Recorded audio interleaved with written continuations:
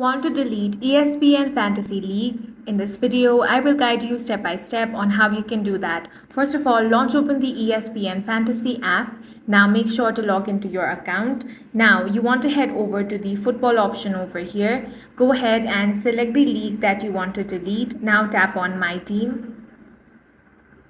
Now select the option of League. Here you have the option League Manager tool, select that. Now tap on Basic Settings. At the bottom you have the option Delete League. Remember that only the league creator will be able to do that. Go ahead and select Delete League. Now go ahead and tap Yes Delete League Forever option. Remember that this action cannot be undone and will delete this league and all of its history and information. If you want that, tap on Yes option. Once you do that, as you can see, the ESPN Fantasy League has been successfully deleted. That's all for this video. If you found it useful, make sure to hit the like button and subscribe for more videos like this.